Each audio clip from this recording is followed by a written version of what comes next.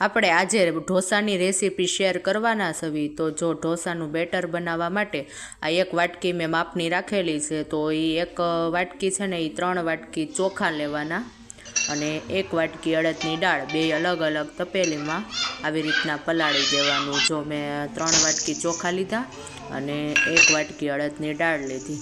તો ચોખાને 2-3 પાણીમાં વોશ કરી નાખ્યા અને પછી પલાળીને મૂકી દીધા અને અડદની દાળને પણ એ રીતના વોશ કરીને જો મેં વોશ કરી નાખી છે અને પછી 1 ગ્લાસ પાણી નાખી દેવાનો અને પછી બંનેને છે ને ઢાંકીને મૂકી દેવાનું। આને અત્યારે શિયાળો છે તો બને ત્યાં સુધી 12 કલાક પલાળવું પડે। ઉનાળો હોય ને તો તરત પલળી જાય। તો મેં સાંજે 8 વાગે પલાળી દીધું છે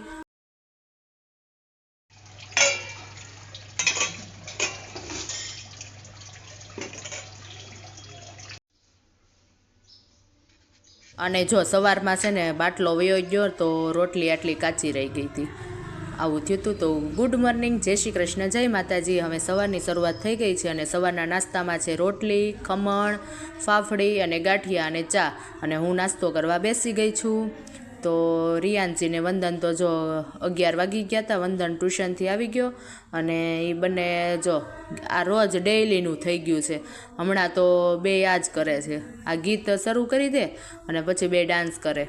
પછી વંદનને 12 વાગે સ્કૂલે જવાનું હોય, 11 વાગે હું ફ્રી ન હોઉં, હું રસોઈ બનાવતી હોય તો બંને આ ગીત કરી દે અને બે ડાન્સ કરે।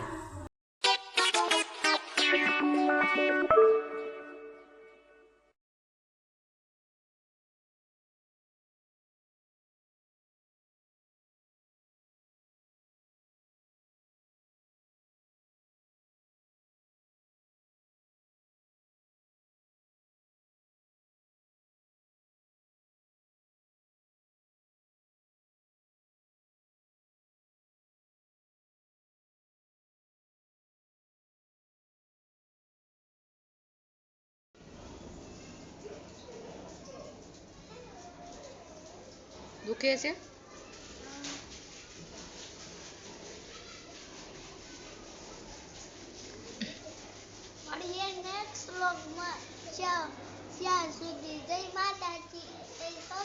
તો વંદનને તો થોડુંક વાગેલું હતું તો એ સ્કૂલે તો વયો ગયો અને આ રિયાન્સી જો જમરૂખ ખાય છે। નેક્સ્ટ એટલે કે હમણાં મળવી એમ નહીં, નેક્સ્ટ વિડીયો વંદન બોલે। અને જો ગેસનો બાટલો વહી ગયો તો મેં બાટલો ભરાવાનું કામ કર્યું અને આ બધા તો જો કંઈક ફોનમાં જોતા હતા અને ત્યાં તો વંદનને સ્કૂલે જવાનો ટાઈમ થઈ ગયો એટલે વંદનભાઈ સ્કૂલે ઉપડ્યા અને મેં આવીને તરત જો આ ઢોસાનું બેટર આપણે બનાવવાનું હતું તો એના માટે જો મેં ચોખ્ખો એકદમ પરફેક્ટ રીતે થઈ ગયો છે કે નહીં જોયું। અત્યારે શિયાળો છે ને તો સવારે મેં જોયું ને ત્યારે નહોતું પરફેક્ટ થયું। તો અત્યારે મેં 1 વાગ્યો તો 12 વાગે, 12:30 1 જેવું થયું હશે ત્યારે મેં જોયું અને પછી જો મેં આમાં ફોતરી હતી ને અડદની દાળમાં તો મેં એને પાછી 2 પાણીમાં વોશ કરી નાખી અને જો અડદની દાળને પહેલાં મિક્સરમાં ક્રશ કરું છું।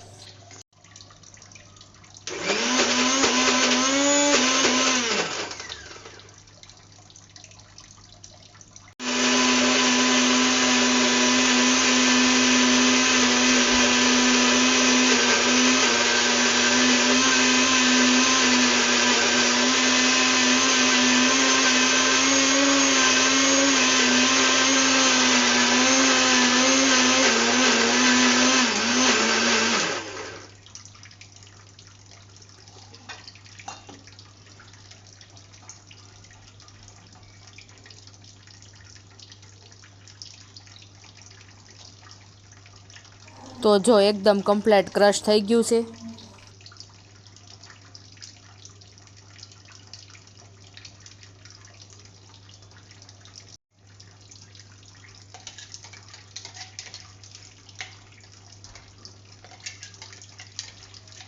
પછી અડદની દાળ ક્રશ કરેલી મેં પાછી કાઢી લીધી અને હવે છે ને ચોખાને ક્રશ કરવાના હતા। તો હવે આપણે ચોખા ક્રશ કરશું, એમાં થોડુંક પાણી આગળ નીતાર દેવી ને તો થોડુંક જાડું બેટર રહે। આનું થોડુંક જાડું બેટર હોય ને તો સારા ઢોસા બને। તો હવે ચોખા આપણે લઈ લેશું।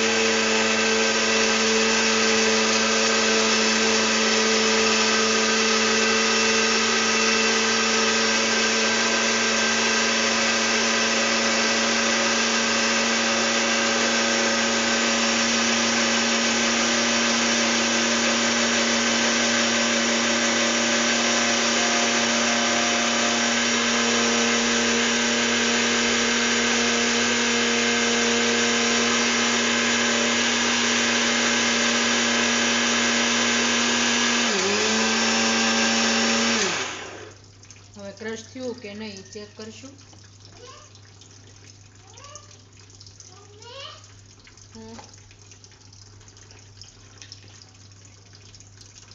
એકદમ સોફ્ટ ક્રશ થઈ ગયું છે. તો હવે તો આપણે અડદની દાળ ભેગું નાખી દઈશું, કારણ કે હવે નોખું રાખવાની જરૂર નથી.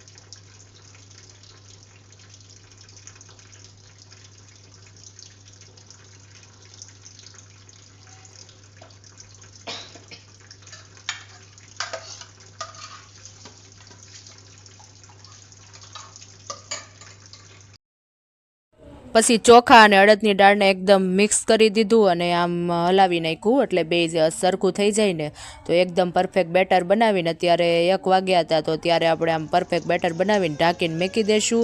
અને સાંજે 6-7 વાગે ઢોસા બનાવવાના છે, ત્યાં લગી એને આથો આવે ને એમ મૂકી દઈશું, એટલે આથો આવી જાય. મેં આજે આ સાડી પહેરી છે અને વીડિયા બનાવ્યા, અને મારી રીવું જાગી ગઈ તો હુઈ ગઈ હતી.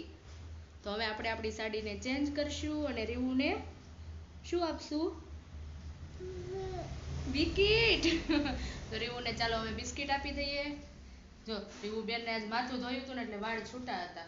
એની સાથે રીલ બનાવવાની હતી, પણ એ બેન સૂઈ ગઈ. અને હવે વંદનને આવવાનો ટાઈમ થઈ ગયો છે, તો આપણે વંદનને લેવા જવાનો છે. તો અહીંયા આપણે આપણા વિડીયોને સ્ટોપ કરશું, કારણ કે સાંજે તો આપણે ઢોસાની રેસીપી એડ કરવાની છે. ઢોસાનું મેં મિક્સરમાં ક્રચ કરી લીધું છે અને હવે સાંજે બનાવવાના છે, તો મારે એનું કટિંગ પણ કરવાનું છે. તો તમે આગળ વિડીયામાં કન્ટિન્યુ બન્યા રહેજો. પછી લીલું લસણ અને ધાણા ને એ બધું કટિંગ કર્યું.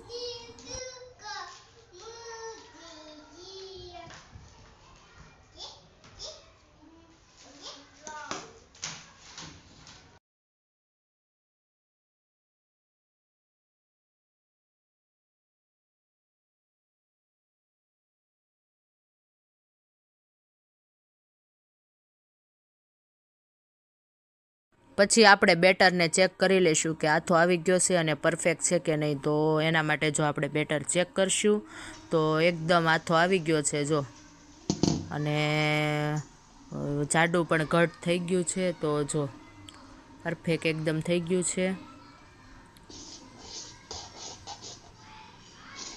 તો હવે આપણે એમાં છે ને મીઠું નાખી દઈશું. મારે આ ઢોસા અત્યારે જ બનાવી નાખવાના હતા, એટલે મીઠું મેં એડ કરી દીધું અને પછી એકદમ મિક્સ કરી દીધું.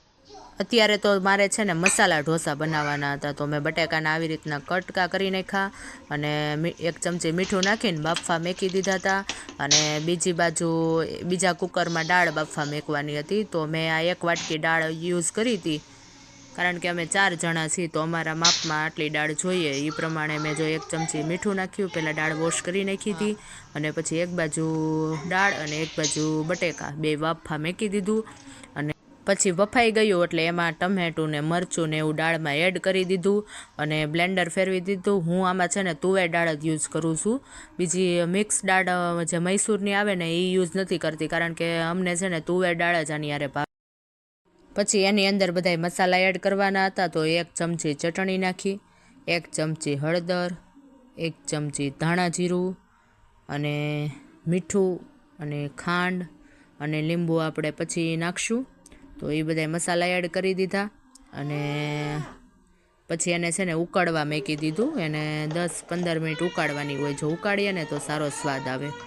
તો એને ઉકળવા મેકી દીધું ને ઉકળી ગયું એટલે તરત જ લીંબુ નાખી દીધું, 1 આખું લીંબુ નાખી દીધું, કારણ કે થોડીક ખટી હોય તો જ મજા આવે, ખાટી મીઠી દાળ થાય ને.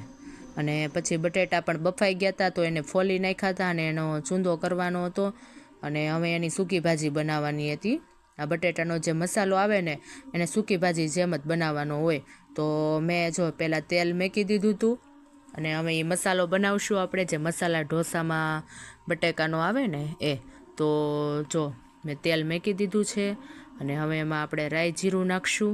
પછી મેં ટમેટાં અને મરચાંનું કટિંગ કરીને રાખેલું હતું, તો જો રાઈ જીરું નાખ્યું અને પછી ટમેટાં મરચાં બંને એની સાથે મિક્સ કરી દીધું અને પછી એકદમ હલાવીને મિક્સ કરી દેવાનું. અને પછી છે ને એને એકવાર તેલમાં ચડવા દેવાનું, જ્યાં લગી તેલ ઉપર ન આવે ને ત્યાં લગી. અને એમાં આપણે બધા મસાલા એડ કરશું. તો મસાલામાં 1 ચમચી હળદર, 1 ચમચી ચટણી, 1 ચમચી ધાણા જીરું અને થોડુંક મીઠું નાખશું, થોડીક ખાંડ નાખશું અને લીંબુ આપણે બટેટાનો માવો એડ કરી અને પછી નાખશું. તો એને થોડીક વાર ફ્રાય થવા દેશું અને તેલ થોડુંક ઉપર આવવા માંડે પછી આપણે બટેટાનો માવો નાખી દેશું અને એકદમ ચૂંદી નાખશું એને ભેગું.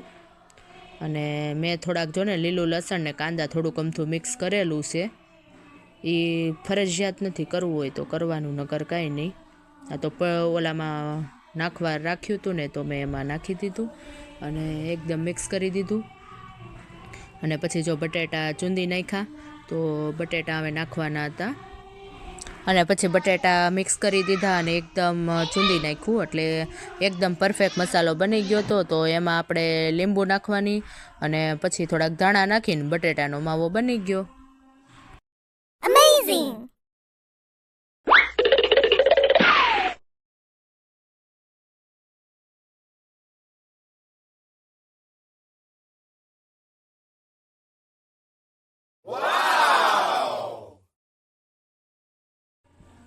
તો બટેટાનો માવો એકદમ પરફેક્ટ રીતે બની ગયો છે અને હવે આપણે બનાવવાનું છે દાળનો વઘાર કરવાનો છે. તો દાળ ઉકળી ગઈ છે તો હવે આપણે દાળનો વઘાર કરશું. તો તેના માટે મેં જો તેલ મેકી દીધું છે અને તેલ આવી જાય એટલે એમાં આપણે રાઈ, જીરું ને તમાલપત્રની બધું નાખશું. જો દાળ પણ ઉકળી ગયેલ છે તો જો તેલ આવી ગયું એટલે રાઈ નાખી દીધી, પછી જીરું નાખી દીધું, તમાલપત્ર, તજ, લવિંગ, બાદિયા અને એ બધું નાખી દેવાનું. અને એકદમ ખૂબ ઓલું થઈ જાય એટલે દાળમાં આપણે દાળ તો આ ઘર જો કે બધાયના ઘરમાં બનતી જ હોય છે દાળ ભાતની જેમ. તો એ રીતના જ આનો વઘાર કરવાનો. અને હું આમાં છે ને થોડોક ગરમ મસાલો એડ કરું છું, જે મૈસૂર મસાલો આવે ને એ 1 ચમચી એડ કરીને આની આરે નાખી દઉં છું એટલે તમને મૈસૂરનો સ્વાદ દાળમાં આવે. તો હવે દાળ ઘડીક પાછી ઉકળવા દેશું જેથી દાળ ગરમ રહે. અને હવે આપણે જો ઢોસાની લોઢી મેકી દીધી છે. આ લોખંડની લોઢી આવે ને એ છે અને 8 કિલોની આવે એ લોઢી છે. આ મેં ઢોસા બનાવવા માટે જ સ્પેશિયલ લીધી હતી. તો છે ને આમ આ કાટી બહુ જાય છે પડી રહે ને એટલે તો એને પહેલાં કાટમાંથી ધોઈ નાખી અને હવે છે ને એમાં કાંદા અને લસણ થોડુંક પહેલાં નાખી દેવાનું અને એનું જે તેલ હોય ને કાંદા લસણનું એને આમ દસ્તાથી ખાંડીને નાખવાનું એટલે એનું તેલ આની ઉપર પડે. અને પછી એને સાફ કરી નાખવાનું અને પતરાથી. અને પછી લોઢી છે ને અને 10-15 મિનિટ પહેલાં મેં ગરમ થવા મેકી દીધી હતી.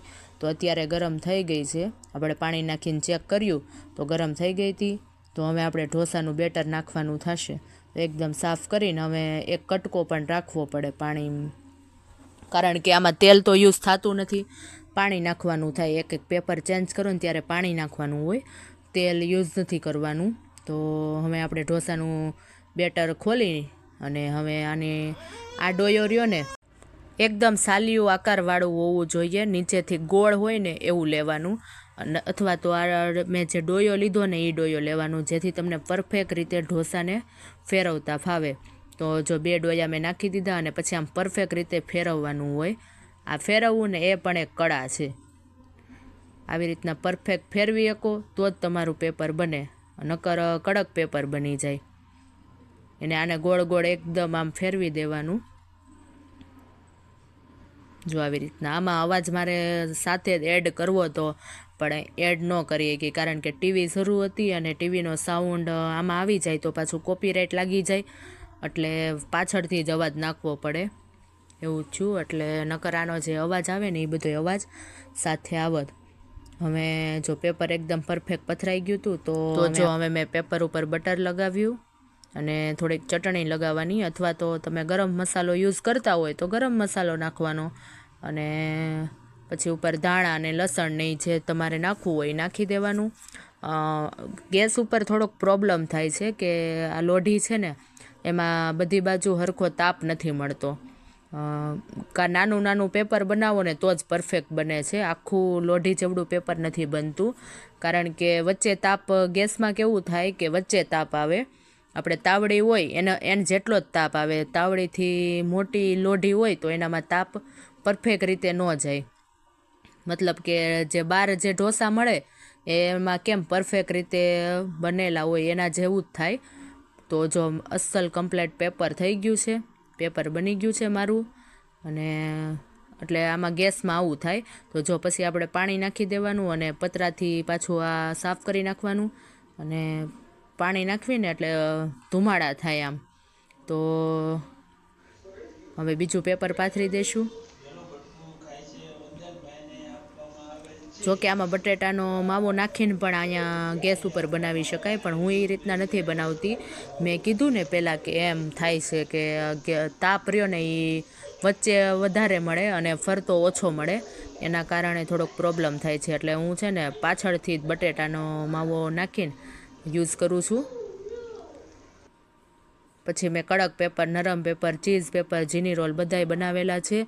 તો નેક્સ્ટ વિડીયો આવશે ને એમાં હું લગભગ જીની રોલની રેસીપી મેકવાની છું. આપણે જો ઢોસાનું પેપર બની ગયું છે તો એને સર્વ કરશું. તો એની અંદર આપણે બટેટાનો મસાલો ભરશું. જો કે આમાં ચીઝ ને એવું નથી નાખતી, કારણ કે સાદા અને સિમ્પલ ખાવાની મજા જ કંઈક અલગ આવે છે. તો બટેટાનો માવો ભરી દીધો છે અને દાળ સાથે આને છે ને ચોળીને વધારે ખાવાની મજા આવે. તો કાંદા ટમેટા અને દાળ સાથે સર્વ કરશું. બની ગયા આપણા ઢોસા. તમને મારો ઢોસાની રેસીપી વિડીયો કેવો લાગ્યો? લાઈક, શેર, સબસ્ક્રાઈબ કરી દેજો અને કોમેન્ટ પર કરી દેજો કે હવે આવનારી રેસીપીમાં આપણે કેવી રેસીપી બનાવીએ. તમે જે કોમેન્ટ કરશો એની રેસીપી હું જરૂરથી બનાવીને મૂકીશ. તો લાઈક, શેર, સબસ્ક્રાઈબ કરી દેજો. જય માતાજી, જય શ્રી કૃષ્ણ.